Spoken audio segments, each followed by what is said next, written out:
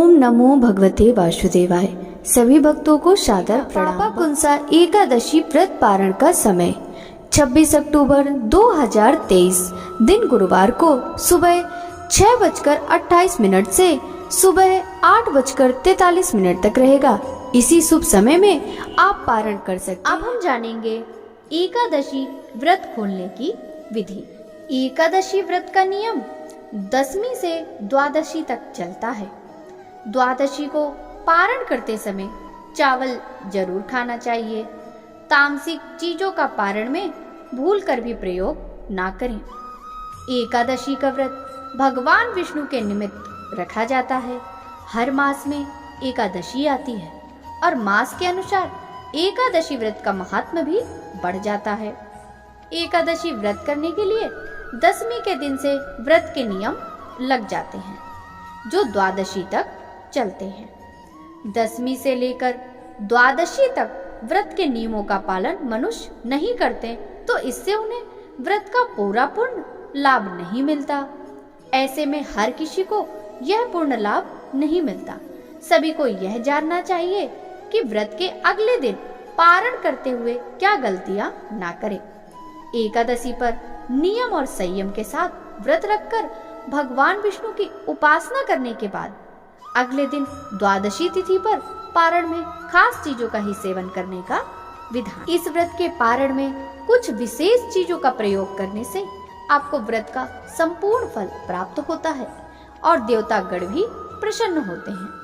तो आइए जानते हैं क्या क्या चीजें हमें व्रत में खानी चाहिए और नहीं खानी चाहिए। भगवान विष्णु को तुलसी बेहद प्रिय है और उनकी पूजा में यदि तुलसी ना हो तो वह पूजा या भोग ग्रहण नहीं करते।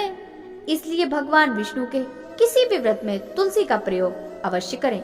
और एकादशी व्रत के पारण के लिए भी आप तुलसी पत्र को अपने मुख पर डाल सकते हैं। आंवले के पेड़ पर भगवान विष्णु का वास होता है, इसलिए आंवले का भी विशेष महत्व होता है। एकादशी व्रत का पारण आंवला खाकर करने से अखंड सौभाग्य, आरोग्य और संतान सुख की प्राप्ति होती है। एकादशी व्रत के पारण पर चावल जरूर खाना चाहिए। एकादशी व्रत के दिन चावल खाना मना होता है, लेकिन द्वादशी के दिन चावल खाना उत्तम माना जाता है कि इस दिन चावल खाने से प्राणी रेंगने वाली जीव की योनि में जन्म पाता है। लेकिन द्वादशी को चावल खाकर व्रत का पारण करने से इस योनि से भी मुक्ति मिल जाती है। सेम की सब्जी को कफ और पित्त नाशक माना गया है और व्रत के पारण के लिहाज से भी यह उत्तम माना गया है। ऐसे में सेम धार्मिक और स्वास्थ्य के हिसाब से बेहद पारण भोज माना गया है। व्रत पारण में जो भी भोजन पकाया जाता है उसमें घी का प्रयोग करना चाहिए। गाय के शुद्ध घी से ही व्रत के पारण का भोजन बनना चाहिए। घी को सबसे शुद्ध पदार्थ माना गया है और ये सेहत के लिए भी अच्छा होता है। भक्तों, हम जानेंगे व्रत पारण में किन चीजों का प्रयोग नहीं करना चाहिए।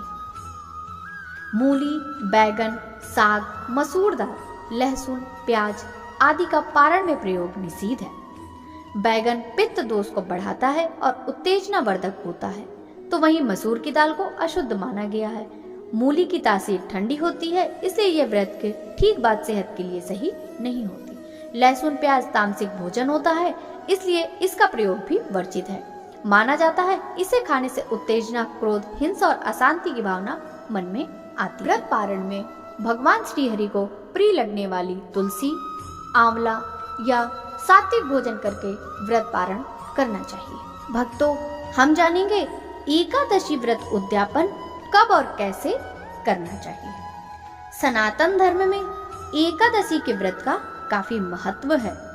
इसका उद्यापन देवताओं के प्रबोध समय में ही एकादशी व्रत का उद्यापन करना चाहिए। विशेषकर मार्गशीर्ष के महीने में माघ माह में यह भीम तिथि माघ शुक्ल एकादशी के दिन ही व्रत का उद्यापन करना चाहिए।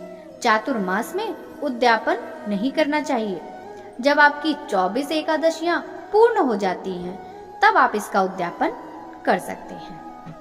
एकादशी उद्यापन में श्री विष्णु जी का चित्र अथवा मूर्ति होनी चाहिए। पुष्प, पुष्पमाला, नारियल, सुपारी, आंवला, बेर, अन्य ऋतुफल, धूप, घी, पंचामृत बनाने के लिए कच्चा दूध, दही, घी, शहद और शक्कर चाहिए। चावल, तुलसी, गोबर, केले का पेड़, मिठाइयाँ इत्यादि भी होनी चाहिए। एकादशी व्रत के दिन ब्राह्मणों को भोजन करवाना चाहिए। पूजन कितना भी बड़ा या छोटा हो, सभी व्रतियों को श्रद्धा के साथ इसे करना चाहिए। एकादशी व्रत का उद्यापन किसी योग आचार्य के मार्गदर्शन में करना चाहिए।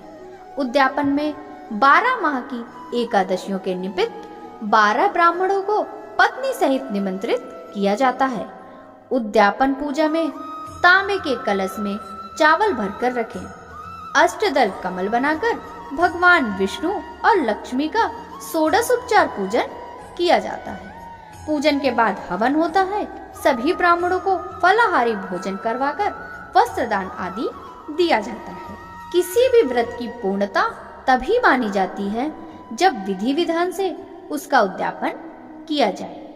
उद्यापन करना इसलिए भी आवश्यक है क्योंकि हम जो व्रत करते हैं उसके साक्षी तमाम देवी देवता, यक्ष, नाग आदि होते हैं।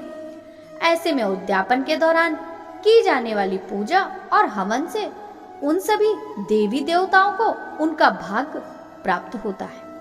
इस दौरान किए जाने वाले दान दक्षिणा से व्रत की पूर्णता होती है और मन इच्छा का फल मिलता है। तुलसी देव्य प्रियाय केशवस्य च विष्णु भक्ति प्रदे देवी सत्यवत्य नमो नमः। तुलस्यामृत जन्मासि सदा त्वयं केशव प्रिया केशवार्थ चिनोमीय त्वां वरदा भव शोभने। यानि कानि च पापानि ब्रह्महत्यादिकानि च तानि तानि प्रणश्यन्ति प्रदक्षिणा पदे पदे। तुलसी चाहे एक साधारण सा पौधा होता है, परंतु भारतीयों के लिए यह गंगा यमुना के समान पवित्र है। पूजा की सामग्री में तुलसी दल जरूरी समझा जाता है। तुलसी के पौधों को वैसे तो स्नान के बाद प्रतिदिन पानी देना स्वास्थ्य के लिए अति उत्तम है। तुलसी के कारण उसके आसपास की वायु शुद्ध होती है। माता तुलसी भगवान श्री हरि विष्णु को अत्यंत प्रिय है। भक्तों, आइए हम सब मिलकर तुलसी पूजा का महात्म्य की कथा का श्रवण करते हैं। एक परिवार में ननंद भाभी रहती थी। ननंद अभी कुंवारी थी। वह तुलसी की बड़ी सेवा करती थी, पर भाभी को यह सब फूटी आंख नहीं सुहाता था। कभी कभी तो भाभी गुस्से में कहती कि जब तेरा विवाह होगा तो तुलसी ही खाने को दूंगी तथा तुलसी ही तेरे दहेज में दूंगी। यथा समय जब ननंद की शादी हुई तो उसकी भाभीयों ने बारातियों के सामने तुलसी का गमला फोड़कर रख दिया। भगवान की कृपा से वह गमला स्वादिष्ट व्यंजनों में बदल गया। गहनों के बदले भाभी ने ननंद को तुलसी की मंजरी पहना दी तो वह सोने के गहनों में बदल गई। वस्त्रों के स्थान पर तुलसी का जनेऊ रख दिया तो वह रेशमी वस्त्रों में बदल गया। चारों तरफ ससुराल में उसके दहेज आदि के बारे में बहुत बड़ाई हुई। उसकी भाभी की एक लड़की थी। भाभी अपनी लड़की से कहती कि तू भी तुलसी की सेवा किया कर, तुझे भी तेरी बुआ की तरह फल मिलेगा। पर लड़की का मन तुलसी की सेवा में नहीं लगता था। उसके विवाह का समय आया तो उसने सोचा कि मैंने जैसा व्यवहार अपनी ननंद से किया उसी के कारण उसकी इतनी इज्जत मिली है, क्यों ना मैं अपनी लड़की के साथ भी वैसा ही व्यवहार करूं। उसने तुलसी का गमला तोड़कर बारातियों के सामने रखा, मंजरी के गहने पहनाए तथा वस्त्रों के स्थान पर जनेऊ रखा। परंतु इस बार मिट्टी ही मिट्टी रहा। मंजरी व पत्ते भी अपने पूर्व रूप में ही रहे तथा जनेऊ जनेऊ ही रह गया। सभी भाभी की बुराई करने लगे। ससुराल में भी सभी लड़की की बुराई ही कर रहे थे। भाभी ननंद को कभी घर नहीं बुलाती थी। भाई ने सोचा मैं ही बहन से मिलाऊं। उसने अपनी इच्छा अपनी पत्नी को बताई तथा सौगात ले जाने के लिए कुछ मांगा तो भाभी ने थैले में ज्वार भरकर कहा, और तो कुछ नहीं, यही ले जाओ। वह दुखी मन से चल दिया। बहन के नगर के समीप पहुंचकर एक गौशाला में गांव के सामने उसने ज्वार का थैला उलट दिया। तो गोपालक ने कहा कि सोना मोती गाय के आगे क्यों डाल रहे हो? उसने उससे सारी बात बता दी तथा सोना मोती लेकर प्रसन्न मन से बहन के घर गया। बहन बड़ी प्रसन्न हुई। जैसे प्रसन्नता बहन को मिली वैसे सबको मिली। बोलिए वृंदा देवी की जय, तुलसी महारानी की जय।